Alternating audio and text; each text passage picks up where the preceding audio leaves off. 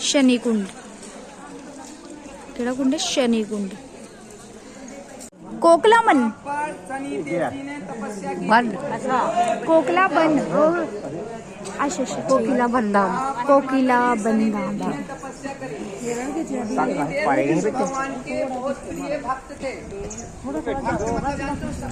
सुनो सुनो मित्र तो बहुत अच्छे प्रिय सखा मित्र थे। तो शनि देव को कृष्ण भगवान जी से भेंट करना था और मिलना था। तो कन्हैया जी से यहाँ पर मिलने के लिए आए। तो यहाँ पर कन्हैया जी नहीं मिले। जब नहीं मिले तो शनि देव भगवान यहाँ पर बैठे और तपस्या करने लगे। उनने तपस्या करी तो यहाँ पर कन्हैया जी ने कोयल की आवाज में धुन से आए। कोयल जानते हो? कोयल कोयल की आवाज में बैठे यहाँ कूकू कर रहे थे। वो कोयल की आवाज में यहाँ शनि देव को दर्शन दिए कृष्ण भगवान ने। एक बार बोलो कृष्ण कन्हैया लाल की जय, महाराज की जय। यही कथा है बाबू जी। एक बार सुनिए मेरी माता जी, जो यहाँ कन्हैया जी आए तो शनि देव जी यहाँ पर स्नान कर रहे थे। हाँ। कहते हैं शनि देव को कन्हैया जी ने वरदान दिया था कि जो यहाँ पर स्नान करेगा, जो भी व्यक्ति यहाँ जोड़े के साथ सिंगल स्नान करेगा ना, उसको यहाँ कपड़े धारण करके जाना पड़ेगा। मतलब छोड़ के जाना पड़ेगा। तो उसकी मनोकामना जल्दी ही पूर्ण होती है। क्योंकि यहाँ से जल लेके नहीं जाते, यहाँ से जल लेके नहीं शरीर में, क्योंकि आपको सब धुलना है। सब पहुँच के जाते हैं यहाँ पर। जो भी आप कपड़ा लेडीज जेंट्स जो भी होगा यहाँ पे छोड़ के ही जाता है। ठीक है ना? एक बार पानी करने जाएगा। पावन सरोवर पावन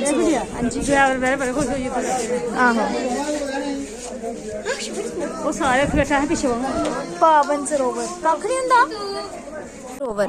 सरोवर का निर्माण पावन नामक एक गोप ने कराया था, जो विशाखा सती के पिता थे।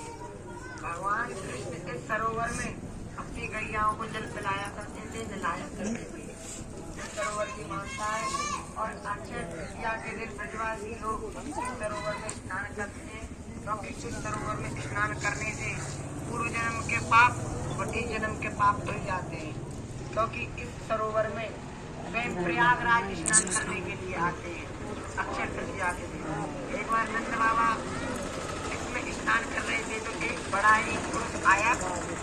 देखने में तो लगता था देवता जैसा, किंतु उसके शरीर पर गंदगी लगी हुई थी। वह आया, इसमें जैसे डुबकी लगाई और बाहर निकला तो दिव्य रूप धारण कर लिया उसने। तो नंद बाबा ने पूछा, ये देव आप कौन है? आप पहले तो इतने जीर्ण क्षीण अवस्था में थे, किंतु जैसे ही आपने इसमें स्नान करके बाहर निकले तो आप देवता बन गए। इसका क्या कारण है?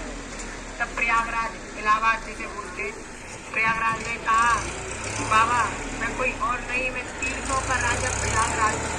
सारे तीर्थ आकर के मुझे अपने पाप धोते हैं, सारे लोग आकर के मुझे अपने पाप धोते हैं। कोई भी ऐसा स्थान नहीं है जहाँ पर मैं अपने पापों को धो सकूं। तो भगवान ने स्वयं मुझे ये स्थान बताया है कि इसमें अगर मैं स्नान करूंगा अक्षय तृतीया के दिन, एवं जिस व्यक्ति को अक्षय तृतीया पर आने का अवसर प्राप्त नहीं होता है, वह 84 कोस की यात्रा करता है, तब इसमें आता है तो उसके सारे पाप नष्ट हो जाते हैं।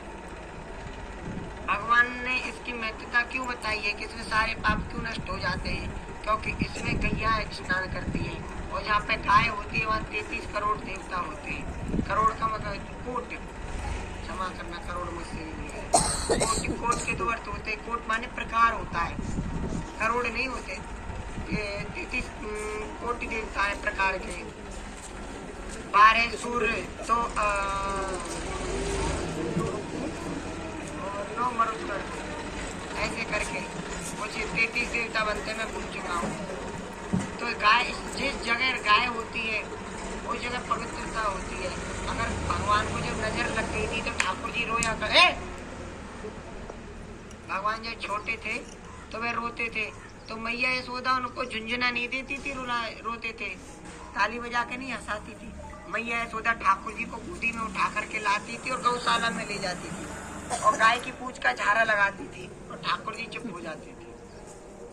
जब गाय की पूज की इतनी मानता है, गाय के चरणों की रज की इतनी बड़ी मानता है, जिसमें गाय स्नान करती हो तो उस जल की कितनी बड़ी मानता होगी।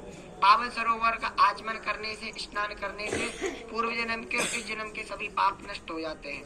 इस सरोवर की यह मानता है। चैतन्य महाप्रभु जी जब आए थे नवद्वीप से, जिनने ब्रिज की खोज की थी, ब्रिज लुप्त हो गया था, चैतन्य महाप्रभु जी ने आकर के ब्रिज को उन्हें संसार को दिखाया कि भगवान ने यहाँ लीला की है, भगवान ने यहाँ पे ये लीला की है, भगवान यहाँ पे ऐसे बैठा करते थे, यहाँ पे भोजन किया करते थे। 84 कोस में चैतन्य महाप्रभु जी ने भ्रमण किया। जब नंदगांव में आए तो सब प्रथम इसी स्थान पे आए, पावन सरोवर पे। इसमें स्नान किया, आचमन किया, यहीं पे एक रात्रि विश्राम किया। उसके पश्चात उन्होंने सबको नंदगांव के बारे में बताया। पल्लवाचार्य जी जो थे, जो श्रीनाथ जी के सेवा अधिकारी थे, सूरदास जी के गुरु जी थे, वे भी इस स्थान पे आए थे। बल्लवाचार्य जी और चैतन्य महाप्रभु जी जो महापुरुष हुए, सबों की यहाँ पे बैठक है। बोलो बाल कृष्ण लाल की जय। और सभी लोग अपना अपना संकल्प करें। इसको कहते हैं प्रेम सरोवर। यहाँ पे राधा और कृष्ण की सदाई हुई थी। प्रेम सरोवर। जय जय श्री राधे। ये यहाँ पे गाड़ियों की पार्किंग भी है, ये लोग हैं बहुत सारे। प्रेम सरोवर। इस सरोवर का नाम है प्रेम सरोवर। यह जो सरोवर है, यह राधा रानी और भगवान के अश्रुओं से बना है। एक बार भगवान और राधा रानी इस सरोवर के किनारे यहाँ इस स्थान पे बैठे हुए थे। भगवान अपने ग्वाल वालों के साथ थे, राधा रानी अपनी सखियों के साथ थी। तो वहाँ पे एक मधुमक्खी आई, तो राधा रानी के इधर उधर मंडराने लगी। तो राधा रानी ने कहा ठाकुर जी से कि ये हमको परेशान कर रही है। ठाकुर जी ने अपने सखा से कहा कि इसको तुम भगा दो। तो ठाकुर जी के सखा ने उस मधुमक्खी को भगा दिया। जब भगा दिया उस मधुमक्खी को, तो उसने सखा ने कहा कि मैंने मधु को भगा दिया। मधु माने मधुमक्खी होती है। तो उन्होंने बार बार कहा कि मैंने मधु को भगा दिया, तो मधु का अर्थ होता है कृष्ण। तो राधा रानी ने जैसे ही ये सुना कि मधु को भगा दिया, उन्होंने समझा कि इनने प्यारे श्याम सुंदर कृष्ण भगवान को यहाँ से भगा दिया। तो उनको विरह आ गया। वे ये तक भूल गई सुनने के बाद कि उनके बगल में ही ठाकुर जी बैठे हुए। वे रोने लगी, आंसू की धार बहने लगी, नेत्र बंद कर लिए, मूर्छित अवस्था में चली गई। राधा रानी को बार बार चेतना में लाने के लिए ठाकुर जी कहने लगे, किंतु उनकी विरह की अवस्था को देख करके ठाकुर जी भी विरह समुद्र में डूब गए। दोनों प्रिया प्रीतम लाल विरह समुद्र में डूब गए। उनकी आंसुओं की धार बहने लगी। जब दोनों की आंसुओं की धार मिलकर के एक स्थान पे इकट्ठी हुई, तो उस स्थान में यह सरोवर निर्धारित हो गया। बोलो प्रेम सरोवर धारी की जय। इस प्रेम सरोवर को उन्होंने अपने अश्रु से स्थापित कर दिया। सखी और ग्वालवाल बड़े ही चिंतित हुए कि इनकी यह अवस्था, क्योंकि वे दोनों ही प्रेम करते थे। सखी अपनी राधा रानी से प्रेम करती थी, ग्वालवाल अपने ठाकुर जी से, कन्हैया से प्रेम करते थे।